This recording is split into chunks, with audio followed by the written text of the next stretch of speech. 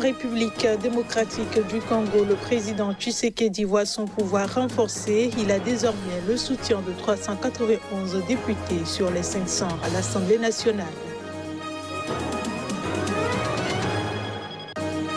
Le variant britannique du coronavirus détecté au Sénégal, le SARS-CoV-2 a été retrouvé chez un patient indien vivant dans le pays.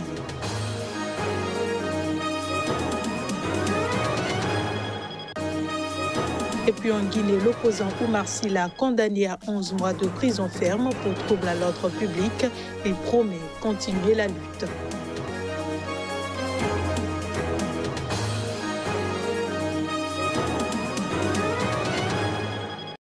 Bonsoir et bienvenue dans cette édition.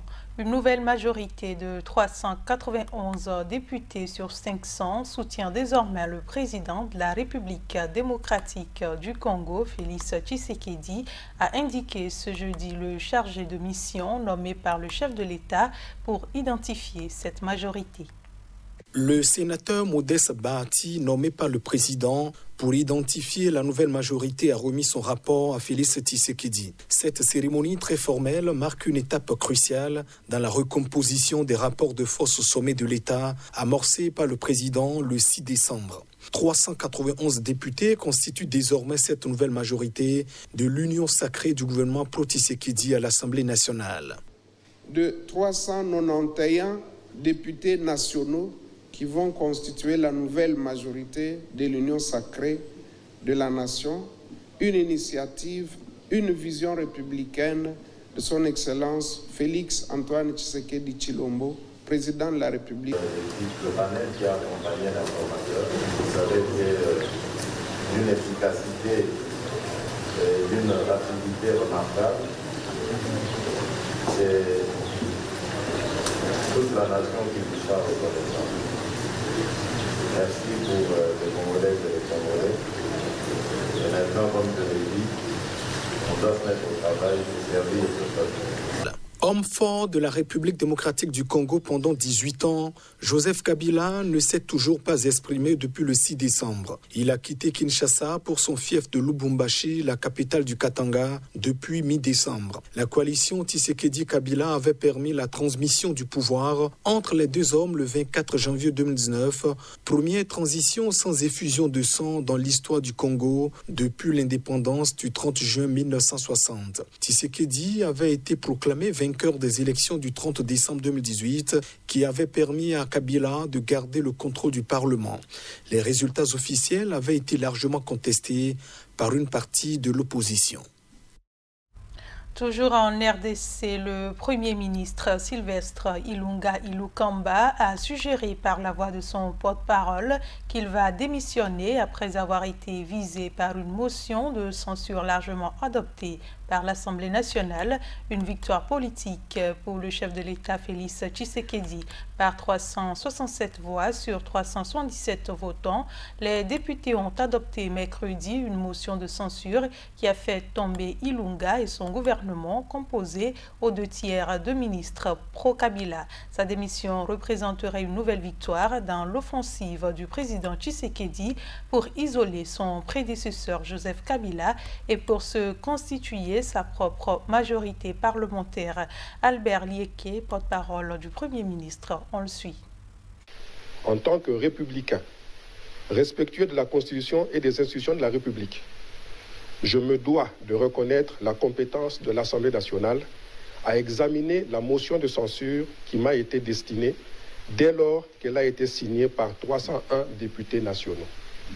Étant donné que les députés qui composent l'Assemblée nationale et qui ont été élus lors des élections générales de 2018 ont majoritairement voté le mercredi 27 janvier 2021 la motion de censure dirigée contre mon gouvernement, j'attends la notification de cette décision pour prendre mes responsabilités conformément à la Constitution. Je le disais en titre, en Guinée-Conakry, l'opposant au président Alpha Condé, Omar Sylla, est condamné par la justice, poursuivi pour trouble à l'ordre public. Il a écopé de 11 mois de prison ferme. Omar Sylla avait été arrêté au lendemain des violences qui ont suivi la proclamation de la victoire d'Alpha Condé à un troisième mandat. Reportage. Omar Sylla, alias Fonike Mangué, était jugé pour trouble à l'ordre public par le tribunal de la banlieue de Conakry. Le parquet avait réclamé 1 an de prison ferme contre ce prévenu, qui est un cadre du Front national de défense de la Constitution, collectif qui a mobilisé pendant des mois contre la candidature d'Alpha Condé à un troisième mandat. La contestation, plusieurs fois durement réprimée, a fait des dizaines de morts. Dans son jugement, le tribunal a condamné Omar Sylla, alias Fonike Mangué, à 11 mois de prison ferme. Et chose rare, l'intéressé a réagi alors qu'il était amené par la police. Cette sentence ne changera rien à mon engagement envers la lutte. Je continue la lutte contre le troisième mandat de M. Alpha Condé. Je continue la lutte contre le troisième mandat de M. Alpha Condé. C'est lui qui a rendu ce verdict. Cette condamnation intervient dans un contexte de répression accrue de la contestation selon les défenseurs des droits humains. À l'issue du scrutin, Alpha Condé, âgé de 82 ans, a été proclamé vainqueur malgré les protestations de son principal adversaire, criant à la fraude et des remises en cause de la constitutionnalité de sa candidature. Les proches de Omar Sylla n'entendent pas abandonner la lutte. Jacob Zuma perd son droit de silence qu'il a argué jusqu'ici pour refuser de témoigner devant la commission anticorruption, une décision de la Cour constitutionnelle sud-africaine rendue ce jeudi l'y contraint. Jacob Zuma aurait usé de plusieurs recours pour espérer ne pas devoir répondre à la commission d'enquête qui veut l'écouter sur des présumés dossiers de corruption qui remontent à sa présidence. L'ancien président n'a témoigné qu'une seule fois devant la commission présidée par le juge Raymond Zondo en juillet 2019. Mais il s'était retiré au bout de quelques jours, considérant qu'il était traité comme un accusé et non comme un témoin.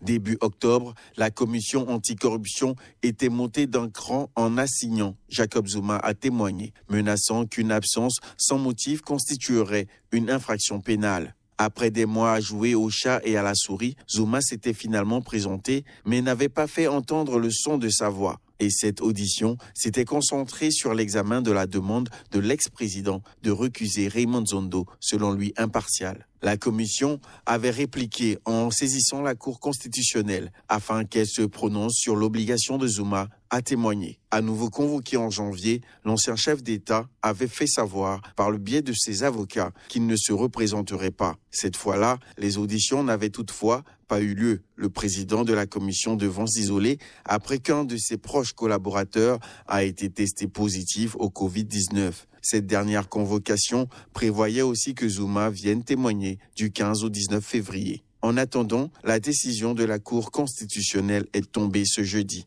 Monsieur Jacob Zuma est enjoint de comparaître et de témoigner devant la commission aux dates fixées par celle-ci. Il n'a pas le droit de garder le silence pendant cette procédure, a déclaré la Cour. La commission n'a pas encore donné une nouvelle date de convocation.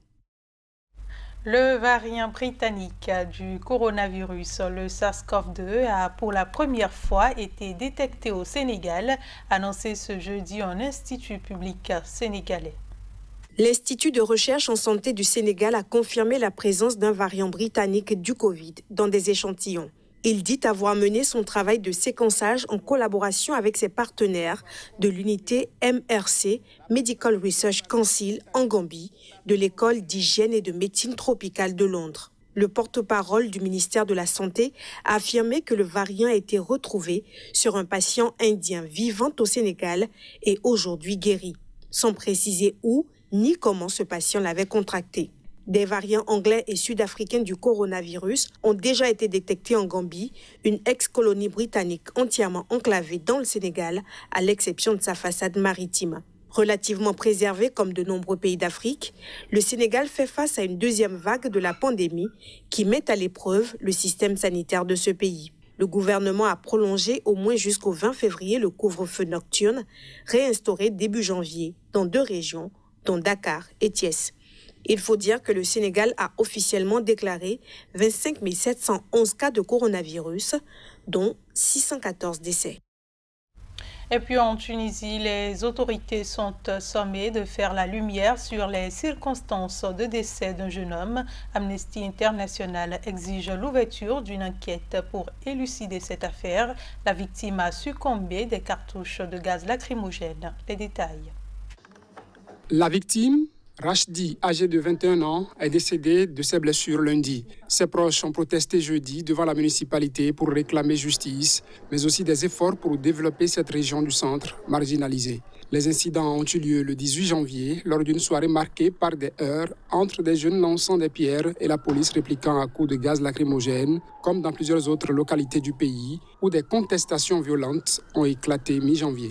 Selon ses proches interrogés par Amnesty, Rachdi, blessé à la tête, a indiqué avant sa mort avoir été touché par une cartouche de gaz lacrymogène tirée par un policier en sa direction. Une autre victime, Mahmoudi, 21 ans, blessé sous l'œil droit et opéré de 4 fractures au visage, selon Amnesty, est toujours hospitalisé. L'Organisation de défense des droits humains réclame une enquête incluant des auditions de témoins, des examens médicaux indépendants et que ceux qui sont responsables de sa mort doivent être jugés. L'impunité policière est un problème de longue date en Tunisie, a estimé la directrice adjointe d'Amnesty pour la région d'usage légal de la force. Ce sera tout pour cette édition. Merci de votre attention et bonne suite de programmes sur Sika TV.